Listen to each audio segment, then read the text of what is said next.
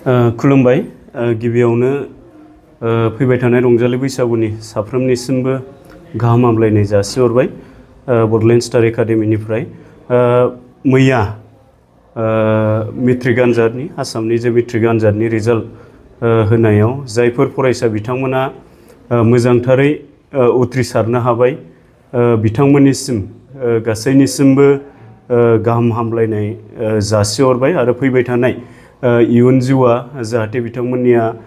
गोजोनै बारलाङो आरो सक्सेसफुल सुबुं सम्पद जानायाव जाहाथे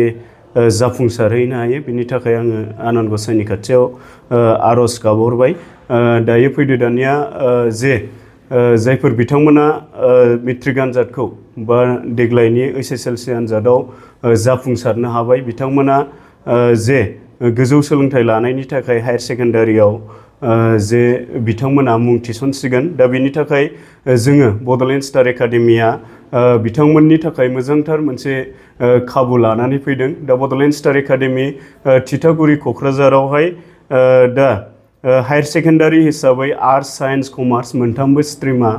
जोंनाव बेयावहाय खाबु दङ मोनथामबो स्ट्रिमखौ फरायनो हानायनि। दायो आर्ट्सनि थाखाय जोङो मिडियाम हिसाबै बर' आरो इंराजि बे मोननैबो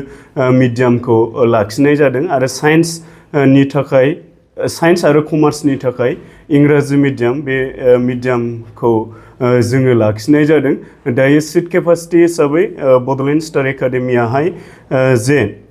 आर्ट्सनि थाखाय 60 आरो साइन्सआवहाय सेक्सन एआवहाय 30 आरो सेक्सन बिआवहाय 30 गासै साइन्सआवबो 60 आरो कमार्सनि थाखाय 40 जनल' जोङो सिटखौ केपासिटिखौ होनाय जादों। दा एडमिसन हिसाबै जोङो दिनैनिफ्राय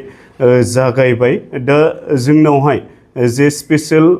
जोंनाव अफारफोरा जाहैबाय दा बयस एन्ड गार्ल्सफोरनि थाखाय सेपारेट हस्टेल दङ 30-30 बयसफोरनि थाखाय 30 सिट केपासिटि आरो गार्ल्सफोरनि थाखाय 30 सिट केपासिटि। दा एडमिसन अफार बायदियै दङ जोंहा गासै BPL न'खरफोरनो थाखाय 20% डिसकाउन्ट हिसाबै जोङो होनाय जादों आरो गासै मा होनो जायफोर फरायसाफोरा 80%नि एबाब स्कर खालामदों मेट्रिक रिजाल्टआवहाय बिथांमोननि थाखाय 100% एडमिसन स्कुल एडमिसन फ्रि जोङो होनो आखायाव लादों आरो जायफोर फरायसाफोरा इन्टायर आसामावहाय बा दुलाराय आसामावहायनो बर' मिडियामनि जानानै टप 10 आवहाय गाखोनो हादों बा दुलाराय बर' फरायसा आफादा बरायनाय बायदि कमल कुमार ब्रह्म जायफोर देरहासार बान्था मोननो हादों बैफोर टप 10 स्टुडेन्टसफोरनि थाखाय जोङो बोसोरनै फुलि फ्रि अफ कस्ट माने थाइसेबो रां बेबायदि फिस हिसाबै लायालासिनो बिथांमोनखौ जोङो थांनाय समनिफ्राय फोरोंबोबाय थानाय जादों देग्लायबो बेबायदि फोरोंगोन आरो गासै फरायसाफोरनि थाखाय जोङो 10% मा होनो discount admission school admission discount बेखौ जोङो लाखिनाय जादों। दायो जोंनि माखासे स्पेशल माबाफोरा नोजोर होनो गोनाङा जाहैबाय बडलेण्ड स्टार एकाडेमियाव फैयोब्ला माखासे स्पेशल खाबुफोरखौ नोंथांमोन फरायसाफोरा मोननो हागोन जेरै जोंनावहाय स्पेशल क्लास 4JEE नीट बेबायदि CEE NDA NA IAF बेबायदिनि क्लास जोंनाव सानफ्रोमबो मोनबाय थानो हागोन। जायफोर जेरै डक्टर जानो गोसो जानाय फरायसाफोरा नीटनि बेबायदि कर्सखौ सानफ्रोमबो जोंनियाव फ्रियै बेसेन एक्सट्रा बेसेन होनाङालासिनो जोंनियाव सानफ्रोमबो 45 मिनिट्स बा 45 मिनिट्स बेखौ क्लास जोबनायनि उनाव मोनबाय थानो हागोन आरो जायफोर फरायसाफोरा इन्जिनियार जानो गोसो बिथांमोनाबो JEE खौ बेबायदिनो सानफ्रोमबो जेनेरेल क्लास जोबखांनायनि उनावहाय मोननो हागोन आरो कमार्सनि स्टुडेन्टस बिथांमोनाबो गभर्नमेन्टनि बायदि बायदि कम्पिटिटिभ एग्जामफोराव बाहागो लानो हानायनि बा लिरनो हानायनि थाखाय सानफ्रोमबो बेबायदि स्पेशल क्लासखौ मोनबाय थानो हागोन आरो जोंनावहाय जोङो मान्थलि मक टेस्ट मास मोनफ्रोमबो जोङो खेबफायै बैफोर साबजेक्टनि थाखाय JEE नीट बा गभर्नमेन्ट कम्पिटिटिभ एग्जामफोरनि थाखाय जोङो मान्थलि मक टेस्ट बेबायदि लानाय जायो। दा बडलेण्ड स्टार एकाडेमिया जे एडमिसन बेखौ जोङो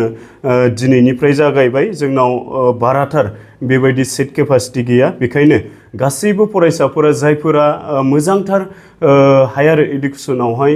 इडुकेसनखौ बा सोलोंथाइखौ लानो गोसो जानानै दङ बिथांमोनखौ जोंनाव बड'लेण्ड स्टार एकाडेमियाव फैनानै एडमिसनखौ लाफैनो थाखाय खावलायबाय। जोंहा दिनैनिफ्राय जे एडमिसन बियो जागायबाय। जिहेतु आं दहायबो बुंदों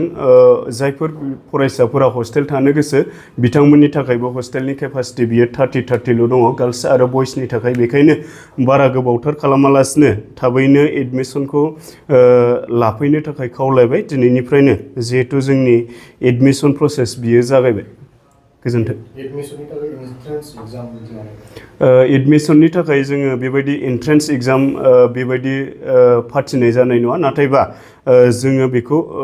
मा होनो पार्सेन्टखौ नायनानै जोङो स्ट्रिम वाइसै एडमिसनखौ होनाय जागोन।